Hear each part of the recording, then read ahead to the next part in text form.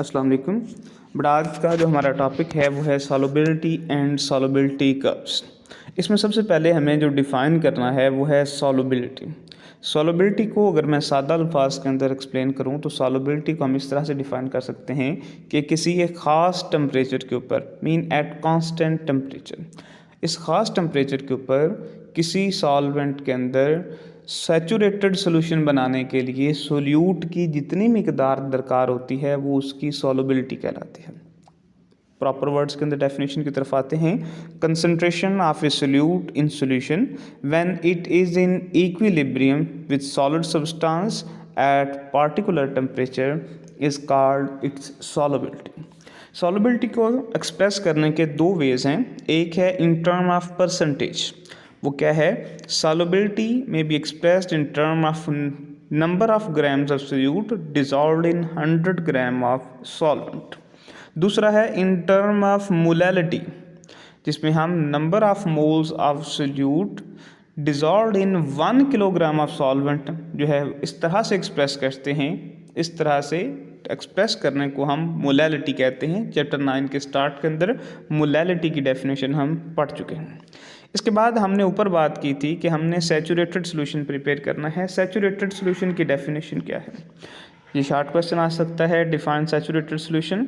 हमारे पास इसे सादा अल्फाज में इस तरह से एक्सप्लेन किया जा सकता है, एक ऐसा सॉल्यूशन जिस सॉल्यूशन के अंदर जो सॉलिड हमारे पास सोल्यूट है वो हमारे पास डाई सॉल्यूशन के थ्रू सॉल्यूशन में कन्वर्ट हो, और सॉल्यूशन के अंदर जो सोल्यूट के जो हमारे पास पार्टिकल्स हैं वो क्या करें, रिक्रिस्टलाइज होकर दोबारा वापस सॉलिड सोल्यूट की तरफ आ जाएं।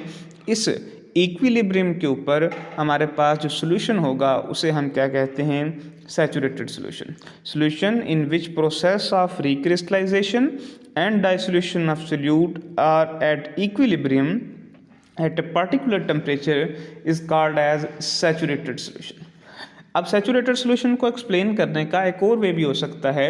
हम उसे इस तरह से भी डिफाइन कर सकते हैं कि हमारे पास एक ऐसा सॉल्यूशन जिस सॉल्यूशन के अंदर मज़ीद सोल्यूट को डिज़ोल्व ना किया जा सके एक ख़ास टेम्परेचर पे, उसे सैचुरेटेड सॉल्यूशन कहते हैं। यह अब आप पे है कि आप इन दोनों में से कौन सी डेफिनेशन आसान लगती है आपको, वो आप याद कर सकते हैं। Solution in which dissolved solute is in equilibrium with solid solute and in which further amount of solute cannot be dissolved at particular temperature is called as saturated solution. तो बेटा हमारे पास अभी तक हमने जो डेफिनेशंस की हैं जिसमें सॉल्युबिलिटी है, सैचुरेटेड सॉल्यूशन है, ये शॉर्ट क्वेश्चंस हैं। इसके बाद हम बात करेंगे इसका इफ़ेक्ट ऑन टेम्परेचर, किस तरह से जो सॉल्युबिलिटी है वो टेम्परेचर की वजह से इफ़ेक्ट होती है।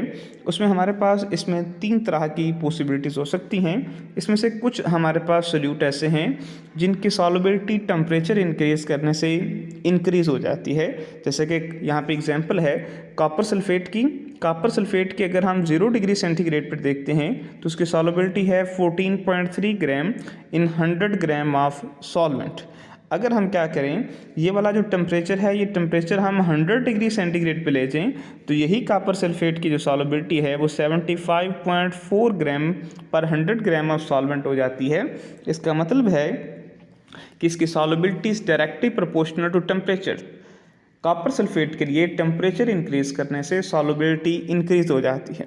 लेकिन हमारे पास कुछ सॉल्वेंट ऐसे भी हैं उनकी अगर हम टेम्परेचर इंक्रीज़ करें सॉल्युबिलिटी डिक्रीज़ हो जाती है। जैसा कि हमारे पास गैसेस इन वाटर हैं, जिसकी एग्जांपल मैं आपको रियल लाइफ एग्जांपल में बताऊं तो कोल्ड ड्रिंक्स जो हैं उसमें क्या है कि कार्बन डाइऑक्साइड जो है वो डिज़ोल्व की गई होती है। अगर कोल्ड ड्रिंक जो है वो हॉट हो, टेम्परेचर ज़्यादा हो, उसको ओपन करें तो उसके ऊपर जो एम्प्टी स्पेस है वहाँ से जो गैसेस हैं वो बाहर निकल जाती हैं और उसका जो प्रॉपर फ्लेवर है वो आपको नहीं पहुँच पाता।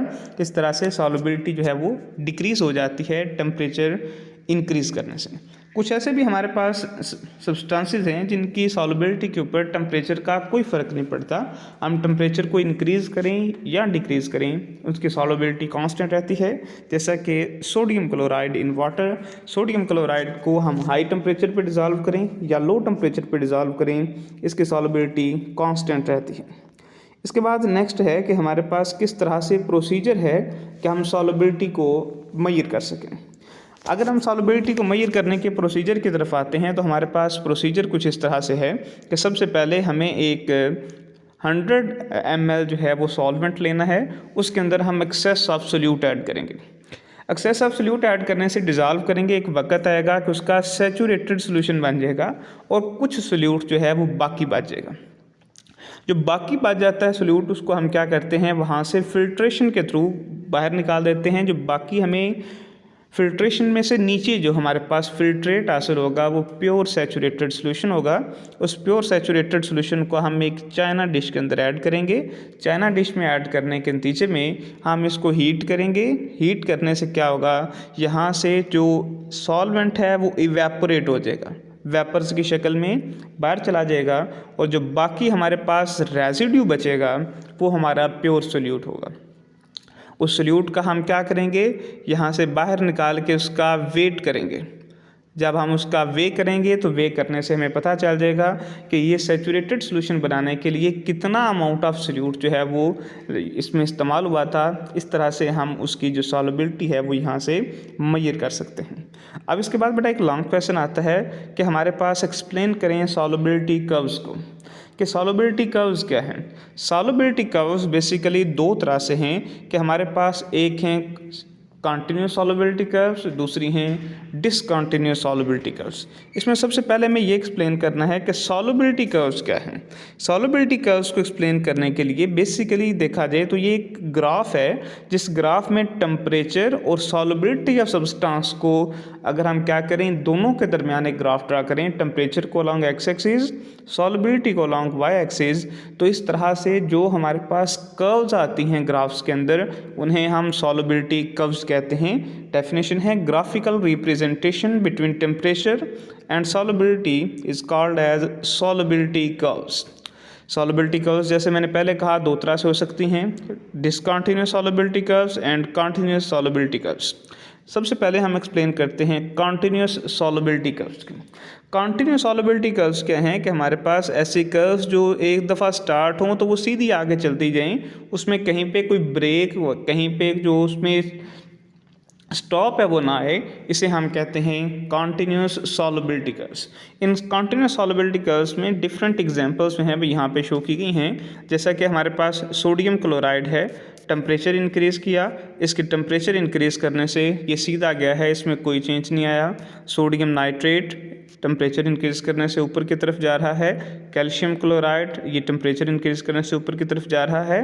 पोटाशियम नाइट्रेट ऊपर की तरफ, पोटाशियम क्लोराइड ऊपर की तरफ। लेकिन इसमें से हमारे पास एक ऐसा भी है जिसका टेम्परेचर इंक्रीज़ करने से नीचे की तरफ जा रहा है, जिसे हम सीज़ियम सल्फेट कहते हैं।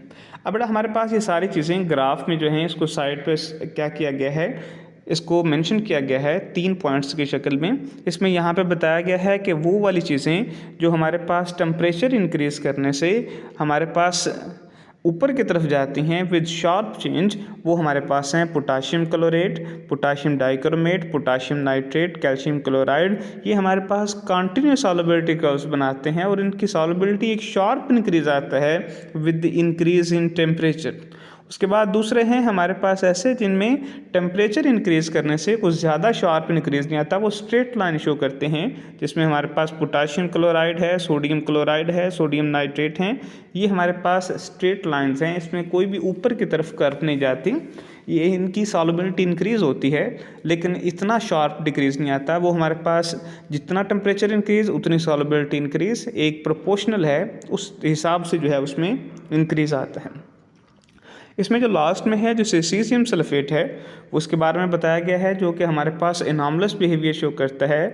वो किस तरह से कि टेम्परेचर इंक्रीज़ करने से इसकी जो सॉल्युबिलिटी है वो डिक्रीज़ हो जाती है। इस तरह की जो कर्व्स हासिल होती हैं ग्राफ के अंदर उन्हें हम कॉन्टिन्यूस सॉल्युबिलिटी कर्व्स कहते हैं। इसके बाद बेटा जो नेक्स्ट है वो हमारे पास है डिसकॉन्टिन्यूस सॉल्युबिलिटी कर्व्स। अब बेटा जो डिसकॉन्टिन्यूस सॉल्युबिलिटी कर्व्स हैं तो बेसिकली ये भी कर्व्स जो कि हम अगर ग्राफ ड्रा करें बिटवीन टेम्परेचर एंड सॉल्युबिलिटी के दरमियान, तो हमारे पास ये जो ग्राफ हासिल होता है ग्राफिकल रिप्रेजेंटेशन है उसे हम सॉल्युबिलिटी कर्व्स कहेंगे। लेकिन अगर इनके दरमियान यहाँ पे जैसे ये ब्रेक है, यहाँ पे ये ब्रेक है, यहाँ पे एक ब्रेक है, इनके दरमियान अगर कुछ कट्स आते हैं, ब्रेक्स आते हैं, तो इस तरह के कर्व्स को डिसकंटिन्यूअस सॉल्युबिलिटी कर्व्स कहते हैं। अब ये जो डिसकंटिन्यूअस सॉल्युबिलिटी कर्व्स हैं ये हमारे पास किस तरह से हैं, इसमें हमारे पास बताया जाता है कि बेसिकली ये हाइड्रेट्स होते हैं। अब ये हाइड्रेट्स क्या हैं, जैसा कि यहाँ पे दिया गया है calcium chloride dot 6H2O, calcium chloride dot 6H2O, इसके साथ जो वाटर मालिक्यूल्स अटैच हैं, इन वाटर मालिक्यूल के साथ अटैच होने की वजह से ये हाइड्रेट्स कहलाते हैं। जब टेम्परेचर चेंज करेंगे तो टेम्परेचर चेंज करने से क्या होता है कि इनके साथ जो वाटर मालिक्यूल अटैच्ड होते हैं वो चेंज हो जाते हैं। जैसा कि यहाँ पे नंबर ऑफ़ वाटर मालिक्यूल्स की तादाद 6 है, जब टेम्परेचर इंक्रीज होगा तो इसमें से कुछ वाटर मालिक्यूल रिलीज़ हो जाएंगे और मालिक्यूल्स की तादाद 6 की बजाय 4 रह जाएगी। जब इसमें वाटर मालिक्यूल्स चेंज होंगे, इनकी सॉल्युबिलिटी चेंज हो जाएगी, फिर फर्दर टेम्परेचर चेंज होने से इसमें मौजूद जो वाटर मालिक्यूल्स की तादाद है वो 2 रह गई है। जब इसके वाटर मालिक्यूल्स चेंज हो जाएंगे, वाटर ऑफ हाइड्रेशन चेंज हो जाएंगे, तो इस तरह से क्या होगा, इसकी सॉल्युबिलिटी चेंज हो जाएगी। इस तरह से हमारे पास एक और हमारे पास इसकी एग्जांपल है, जैसे कि हमारे पास एग्जांपल है सोडियम सल्फेट डॉट 10H2O की। ये हमारे पास कंटिन्यूस सॉल्युबिलिटी शो करता है, लेकिन इसके बाद जैसे ही एक टेम्परेचर आता है इसमें ये डिसकंटिन्यूटी आ जाती है, तो ओवरऑल इसकी जो कर्व है वो डिसकंटिन्यूस हो जाती है। तो हमारे पास ये वाले जो कर्व्स हैं इनको हम डिसकंटिन्यूस सॉल्युबिलिटी कर्व्स कहते हैं। एक ख़ास टेम्परेचर पे जाके जब वाटर मालिक्यूल्स चेंज होंगे तो इसकी सॉल्युबिलिटी में ब्रेक आएगी और उसके बाद एक नया हाइड्रेट आएगा और उसके बाद एक नई हमारे पास जो सॉल्युबिलिटी कर्व है वहाँ पे हासिल होगी। इसके बाद बेटा नेक्स्ट जो टॉपिक है वो एक शॉर्ट क्वेश्चंस के लिए है, वो है फ्रैक्शनल क्रिस्टलाइजेशन। फ्रैक्शनल क्रिस्टलाइजेशन क्या है? क्रिस्टलाइजेशन आप लोगों ने चैप्टर 2 के अंदर पढ़ा था कि हमारे पास अगर क्या हो कि किसी कंपोनेंट को हम सैचुरेशन पॉइंट के बाद हम ऐड करें तो कूलिंग के ऊपर हमारे पास जितना भी एक्सेस सोल्यूट हमने डिज़ोल्व किया होता है वो in the form of crystal separate out हो जाता है। इस प्रोसेस को हम क्रिस्टलाइजेशन कहते हैं। लेकिन वहाँ पर सिर्फ एक ही सोल्यूट होता था, बाकी इम्प्योरिटीज़ होती थी। लेकिन अगर हमारे पास यहाँ पे मिक्सचर ऑफ कंपोनेंट्स हों और उसमें से हम चाहें कि सिर्फ एक चीज़ जो है वो क्रिस्टलाइज हो, बाकी चीज़ें क्रिस्टलाइज ना हो, इस अमल को हम फ्रैक्शनल क्रिस्टलाइजेशन कहते हैं। डेफिनेशन है separation of solid substance from their solution due to the difference in their solubilities at different temperature is called fractional crystallisation. इसमें फ्रैक्शनल क्रिस्टलाइजेशन का प्रोसीजर क्या है कि हम एक ऐसा मिक्सचर है जिसमें एक से ज़्यादा सोल्यूट प्रेजेंट हैं, हम उसको एक ऐसे सॉल्वेंट के अंदर ऐड करेंगे, हॉट सॉल्वेंट के अंदर ऐड करेंगे जिसमें जो डिज़ायर्ड सोल्यूट है वो लेस सॉल्युबल हो, वो डिज़ोल्व हो लेकिन लेस सॉल्युबल हो। तो जैसे ही बेटा हम क्या करते हैं उस सॉल्वेंट को कूल करते हैं, कूल करने के नतीजे में जो हमारा डिज़ायर्ड जो हमारे पास सॉल्वेंट है वो वहाँ पे क्या करता है, सॉरी डिज़ायर्ड सोल्यूट जो है वो वहाँ पे क्या करता है, क्रिस्टलाइज हो जाता है। जब हमारे पास क्रिस्टलाइज हो जाता है तो क्रिस्टलाइज होने के नतीजे में जो हमने निकालना था वो नीचे बैठ के in the form of crystals, लेकिन जो चीज़ हमारे पास इम्प्योरिटी है वो ज़्यादा सॉल्युबिलिटी होने की वजह से सॉल्वेंट के अंदर सॉल्युबल रहेगी। इस तरह से सॉल्यूशन में से किसी एक चीज़ को सेपरेट करना through crystallization is called as fractional crystallization. और इसके साथ बेटा आज का ये लेक्चर ख़त्म हुआ।